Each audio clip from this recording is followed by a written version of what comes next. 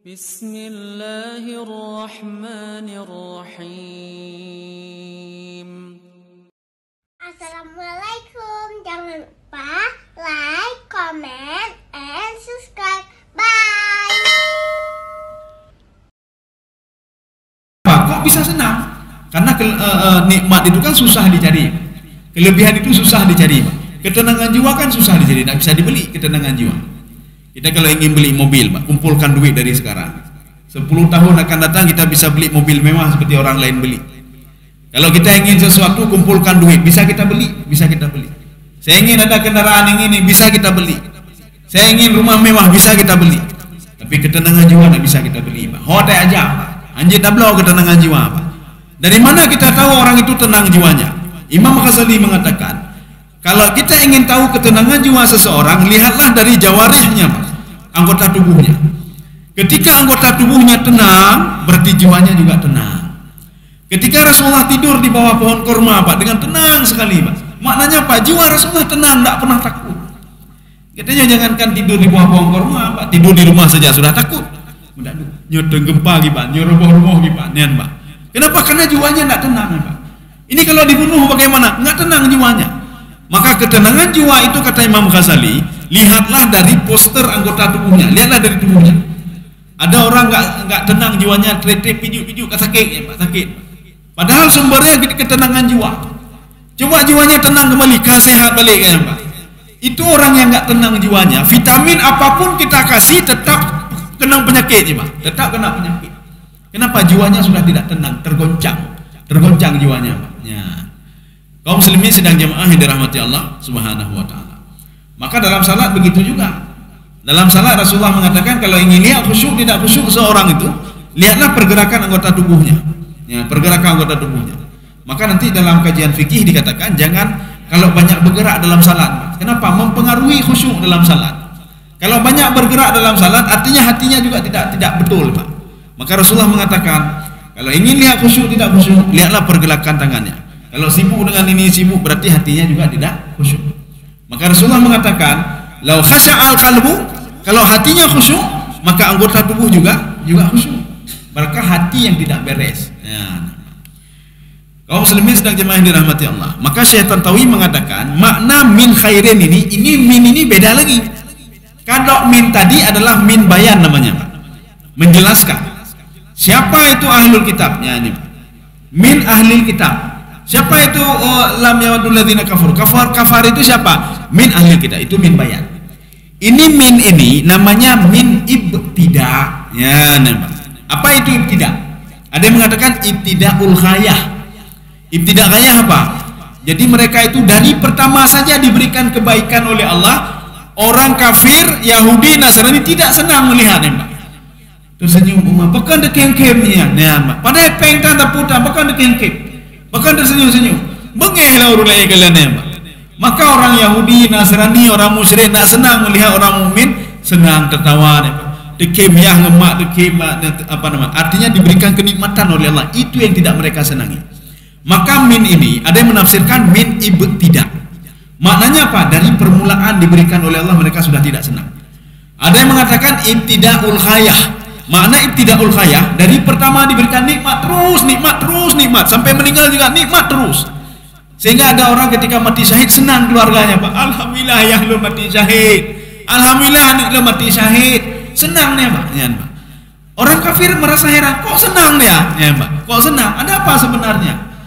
Alhamdulillah anak lu mendemi pahala syahid. Alhamdulillah anak lu meninggal sakit dalam keadaan syahid. Senang nih, Pak. Ya, Pak. Maka ini yang membuat mereka itu susah. Maka ada dua tafsiran min itu. Ada min ibtida, maknanya apa? Permulaan diberikan nikmat oleh Allah mereka sudah tidak senang. Ada yang menafsirkan min ibtidaul khayah, dari permulaan sampai akhir dijanjikan juga masuk ke dalam surga, itu membuat orang-orang ini tidak senang. Ya. Satu, ini tafsiran pertama. Tafsiran yang kedua, itu yang dimaksudkan min khairin itu apa? Al-Qur'anul Karim. Mereka tidak senang kalau Al-Quran itu diturunkan untuk Muhammad dan keturunan Nabi Muhammad SAW. Kenapa tidak senang? Al-Quran itu waktu dilihat oleh mereka, dikaji oleh mereka, itu sudah menjelaskan Taurat dan Injil, Pak. Lebih lengkap daripada Taurat dan Injil. Mereka tidak senang. Sehingga mereka mengatakan, sudah kita baca pada beberapa pertemuan yang lalu, kami benci kepada malaikat Jibril. Salah kebetulan wahyu. Sebenarnya wahyu itu diturunkan untuk keturunan Bani Israel. Ya, nah, jadi kenapa turun untuk Nabi Muhammad SAW? Maka tidak senang mereka. Maka yang dimaksud di sini adalah Al-Quran. Jadi mereka menginginkan Nabi itu banyak dari keturunan Nabi Ishak, sampai 16 Nabi dan Rasul. Kenapa Al-Quran diturunkan untuk Muhammad itu? Dia pun keturunan Nabi Ismail. Setelah Nabi Ismail ada yang menjadi Nabi dan Rasul lagi. Kenapa mesti pada beliau? Nah, ini makna min khairin juga. Sudah dua. Tafsiran yang ketiga, makna min khairin kebaikan itu an-nubuwah. Nubuwah itu apa? Kenabian Nabi Muhammad SAW yang mereka ragukan dan tidak percaya. Itu yang membuat mereka ini ragu. Bagaimana? Bukan ragu, mereka tidak ragu, tapi tidak senang, Pak. Dalam Taurat sudah disebutkan, dalam Injil sudah disebutkan, Nabi Isa juga sudah mengatakan, ja'akum rajulur rasyid yursidukum ilal haqq. Ini kata Nabi Isa alaihissalam, yatakallamu bima yasma'u. Wahai Bani Israel, nanti akan datang seorang laki-laki setelahku, kata Nabi Isa alaihissalam, ja'akum rajulur rasyid. Dia akan memberikan petunjuk kepada kalian. Yang dimaksud oleh Nabi Isa ini bukan Nabi Yahya, Pak. Bukan Nabi Yahya. Nabi Yahya itu kan pamannya, Pak. Bukan Nabi Yahya. Kenapa? Karena mereka itu hidup satu masa, Pak. Nabi Isa, maka dakwah Nabi Isa 3 tahun, dakwah Nabi Yahya juga 3 tahun. Ya, jadi mereka sama. Maksud Nabi Isa, setelahku nanti, ja'akum rajulur rasyid, akan datang seorang laki-laki yang mengarahkan kalian, yursidukum ilal haqqi, mengarahkan kepada kebenaran, kata Nabi Isa alaihissalam. Yatakallamu bima yasma'u. Dia ngomong itu sesuai dengan apa yang dia dengar. Kan enggak pegat-pegat teori ke rokok nih, Pak. Apa yang beliau dengar sampaikan. Enggak dengar enggak sampaikan nih, Pak. Katanya hana tak dengar, hana tak pudah sampaikan, muka pudah sampaikan aja, Pak. Betul ibu salah hana jelas, Pak. Makanya kita kalau ngomong sesuatu, buka dulu Quran, Pak. Oh nah lagu. Buka hati, oh nah lagu. Menyohana tak iman dah. Hana lu demel, ilmu terjangkau dah, Pak. Ilmu saya tidak bisa menjangkau. Artinya apa? Yang saya tahu cuma ini saja. Ya, beda pegat-pegat, Pak. Maka kalau pegat-pegat, inilah berlakunya apa? Kalau salah nanti, maka berlaku dosa jariah. Ya, hati-hati dosa jariah. Kita tidak usah jauh-jauh, kita ngomong ke anak saja. Ngajarkan anak macam-macam. Anak bepuna, nyo betul ini. Anak bepuna, ayah tanggung ni. Ya, ayah tanggung. Anak bepuna, nyo bacaan betul ini. Anak bepuna, ni ikut laju ni. Ya. Kita sudah mengajarkan anak macam-macam, Pak. Ada pernah saya dengar ada orang tua nyepah sedang temayang, habis temayang lon duduk. Ada orang tua ajarkan anaknya doa iftitah. Doa iftitah. Sampai lon. Apa kata ayahnya? Duduk le, berdepat iftitah le. Baik temayang hanya terima oleh Allah sampainya. Kata orang tua ni, Pak. Bina baca apa? Inna salati wa nusuki wa mahyaya wa mamati, ya, Pak. La syarika lahu. Kemudian baca wa ana minal musyrikin. Ya penuh anu ya, Pak. Saya adalah orang-orang musyrik. Wa ma ana minal muslimin. Yang penuh anu, Pak. Ulang lagi ayah anu. Be hana terima temayang. La tinu ya be hana terima temayang. Kipa ya penuh anu ya, Pak. Ya, Pak. Jadi saya katakan, kipan caranya ya penuh anu. Ayah sudah berumur 50 lebih, ya, Pak. 50 lebih. Artinya salatnya selama ini begitu dibaca, ya, Pak. Wa ma ana minal muslimin, lun kan urang muslim, wa ana minal musyrikin, lun urang musyrik. Itu orang baca lagi, Pak. Gepurno anu lah, Pak. Nu dengar ya anu. Bente temayang hana terima lah tilo ya hana terima uji temayang. Gimana purno anu, Pak. Ya. Kaum muslimin sedang jemaah yang dirahmati Allah Subhanahu wa taala. Maka hati-hati, Pak. Ketika anak ini sudah merekam apa yang dikatakan ayahnya, nanti dia rekam terus, Pak. Dia katakan lagi pada anaknya, kakek dulu ajari seperti ini, kayak penolong kejahatan, Pak. Kemudian diajarkan lagi, ada murid-murid yang diajarkan lagi, Pak, sehingga keliru dan salah. Ya, keliru dan salah. Kaum muslimin sedang jemaah yang dirahmati Allah Subhanahu wa taala. Kekeliruan kita dan kesalahan contoh seperti ini karena sudah biasa, Pak. Ad-dinun nasihah, itu paling simpel sekali itu paling simpel sekali. Ya. Saya pernah ada guru PAI. Jadi Dinas Pendidikan sama kementerian itu pernah gabung loh, Pak, gabungnya. Jadi mengumpulkan guru PAI Banda Aceh Besar. Jadi di situ ada guru Min, guru MSN, guru Man, dan lain sebagainya. Kemudian ada guru SD juga. Kemudian saya tanya secara acak. Waktu itu ada seperti pelatihan gitu. Saya tanya, ini guru min mana? Tunjuk jaro. Guru man, guru MSN kan? Ini mewakili ya tiga. Saya tanya, adinun nasihat, coba terjemahkan. Agama adalah nasihat. Ya, kata bawah ibu. Ya MSN mana? Coba. Adinun nasihat, agama adalah nasihat. Nah, sudah 2. Yang ketiga apa lagi? Di mana ibu lihat? Dari dulu memang seperti itu. Dari dulu seperti itu. Di kitab dulu itu Quran hadis, adinun nasihat, agama adalah nasihat. Dari mana itu tahu kok ibu ikut yang tidak benar itu? Sekarang coba ibu kembali, itu adinun nasihat itu ada di dalam kitab Arba'in Nawawiyah punya Imam Nawawi. Coba ibu-ibu rujuk ke dalam kitab itu. Apa makna dinun nasihat? Kita merujuk ke kitab aslinya, Pak. Jadi adinun nasihat itu ada di dalam kitab. Kemudian saya ngomong lagi ibu-ibu, sama saya dua kitab ada. Kitab Arba'in Nawawiyah ada yang belum syarah, yang disarah juga ada, tebalnya segini lebih daripada ini. Itu ada 7 atau 8 ulama yang menerangkan tentang makna ad-dinun nasihat. Semua menerangkan termasuk Imam Nawawi, ad-din itu maknanya apa? Cuma 2 maknanya, tidak ada lebih. Jadi kalau kita ngomong Maliki Yaumiddin itu apa? Raja agama, kita raja agama ya Pak. Kita mengatakan din itu agama, kita raja agama. Dan kekeliruan kita lagi, ara'aital ladzi yukadzibu biddin, tidakkah kamu melihat orang mendustai agama? Kita mendustai agama ya Pak. Din itu 2 maknanya kata Imam Nawawi Pak. Dan ini tidak dibantah, memang seperti itu dalam hadis Pak. Kalau nggak percaya juga, buka nanti kitab Sahih Bukhari, itu ada penjelasannya oleh Ibnu Hajar Al-Asqalani, Fathul Bari, Fathul Bari. Lihat satu hadis di situ yang cerita tentang ad-dinun nasihat. Lihat syarahnya.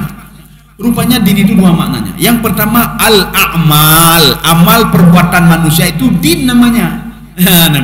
Yang kedua yaumul ba'tsi, hari kiamat itu din namanya.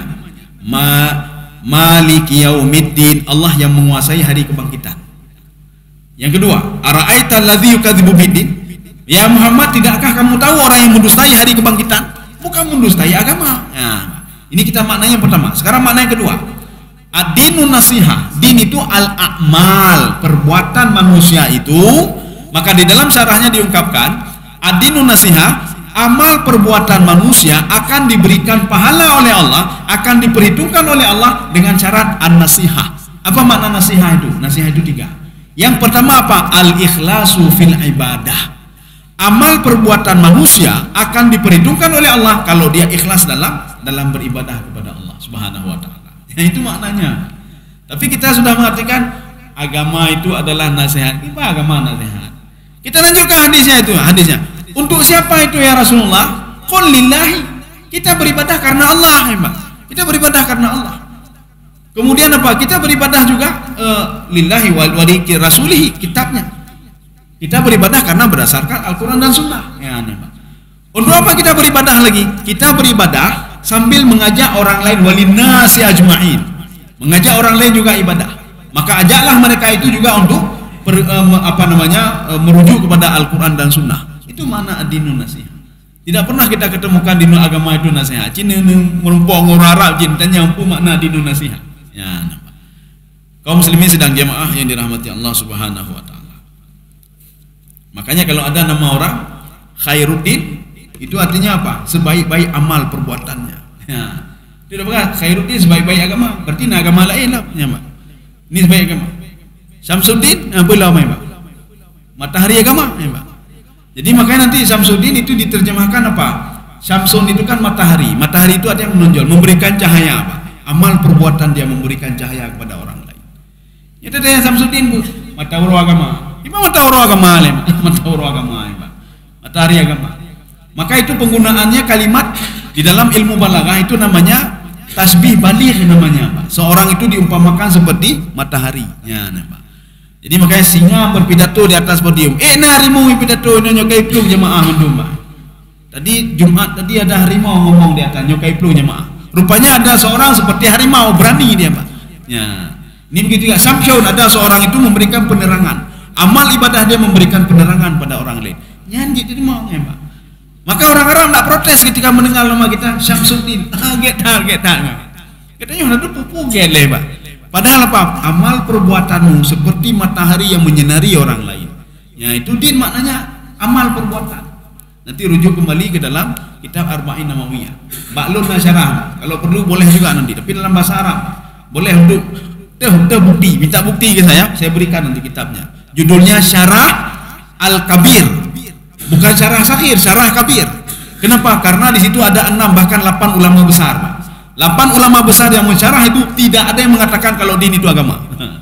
Semua mengatakan al-a'malu al-maqbulah bisyartin al-ikhlasu lillahi ta'ala. Amal ibadah akan diterima kalau kita ikhlas beribadah karena Allah. Itu semua mereka katakan. Tidak ada agama itu nasihat. Jadi kalau agama sekedar nasihat, ibadah dan terputar. Dia tanya kuku, nasihat. Itu nasihat nih. Kita mengadopsi an-nasihah, nasihat. Padahal orang Arab itu bukan itu makna nasihat. Ya. Sedikit lagi. Wallahu yakhtassu bi rahmatihi man yasha. Jadi Allah itu memilih-milih ketika memberikan rahmat, memberikan hidayah, memberikan petunjuk, memberikan ilmu, itu dipilih-pilih, siapa yang cocok. Maka kita supaya terpilih, ya, supaya terpilih, tempat diberikan rahmat itu cuma satu, Pak, tidak ada lain, Pak. Itulah hati, Pak. Pegelih hati lah, Pak. Pegelih hati, insya Allah kita dapat andil juga di situ, Pak. Apa namanya? Dapat rahmat. Kita dapat keberkahan. Maka ketenangan itu kan di sini, Pak. Alhamdulillah. Kita selalu pegang hati, Pak. Alhamdulillah, ya, Pak. Karena tempat itu di sini semuanya, Pak. Ya, ketenangan itu di sini. Ketika kita susah juga, oh, pekan hati lo lagi, pekan hati lo lagi, Pak. Jadi bukan di sini, Pak. Ya, Pak. Jadi diberitahukan oleh guru-guru, Pak, anak Bapak sudah bisa hafal Quran 1 juz. Alhamdulillah. Ini agama hati, Pak. Hana, alhamdulillah. Hana boleh, Pak. Makanya nanti ada 2 kecerdasan otak dan kecerdasan spiritual. Tapi lebih hebat kecerdasan ini dibandingkan ini, Pak. Kecerdasan otak. Banyak orang cerdas otak hanya semayang, Pak. Jikalau dia cerdas otaknya cerdas. Coba tanya salat sama dia, wajib dia tahu wajib, hanya semayang, Pak. Kita tanya sama dia, boleh mencuri? Tidak boleh mencuri, tidak boleh. Mentalimi tidak boleh, Pak. Otak jarang, Pak. Hati hanya jarang, Pak. Ya, Pak. Hatinya naik. Tapi coba ada tanya sama orang ini, orang cerdas hatinya, Pak. Dia takut sekali, Pak. Bebe ni betul-betul ngenyan, Pak. Kenapa? Kecerdasan hatinya membuat otaknya bisa kalah, Pak. Ada yang hanya pikir-pikir dengan otak, Pak. Hanya pikir dengan hati, Pak. Tidak, itu jangan. Itu nanti buat saya susah saja, buat saya gundah saja nanti. Hai dah pegang, oh bebe mati lu tu tahlun tu. Ya, Pak.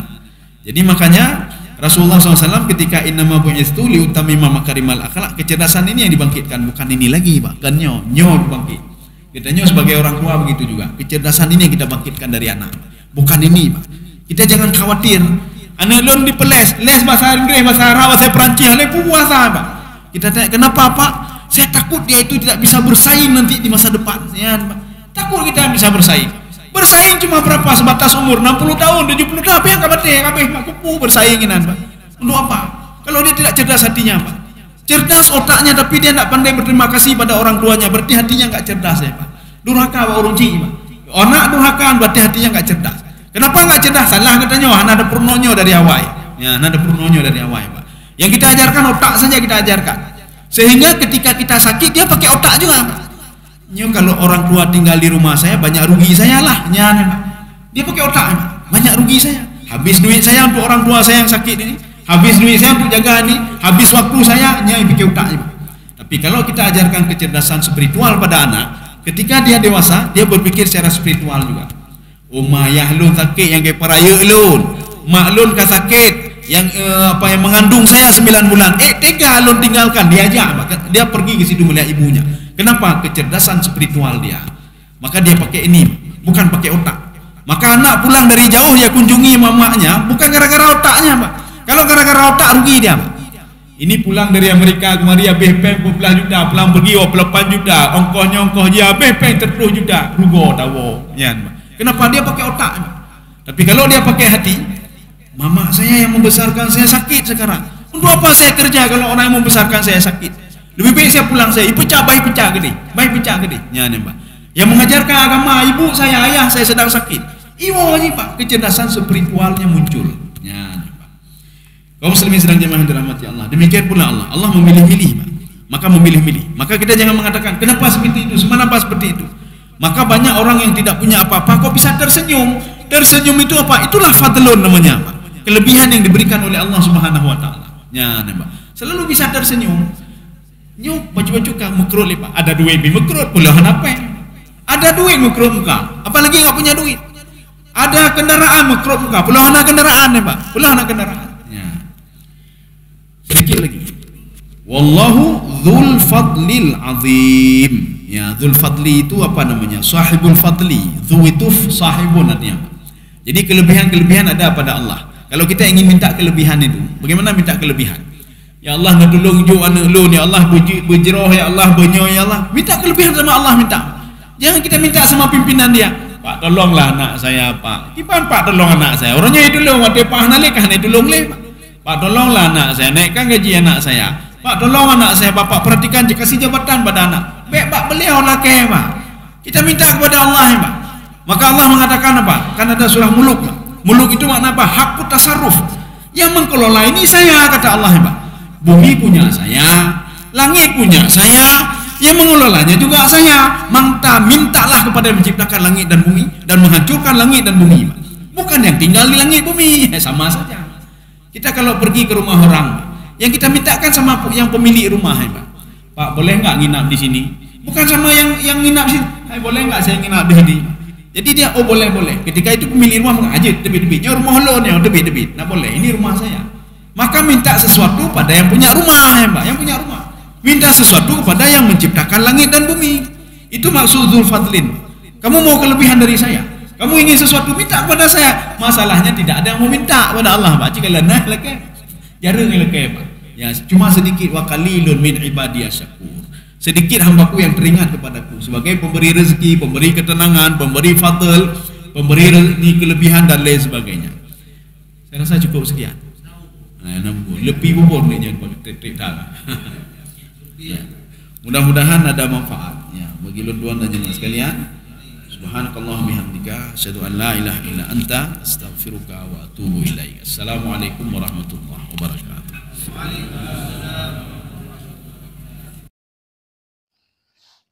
Terima kasih.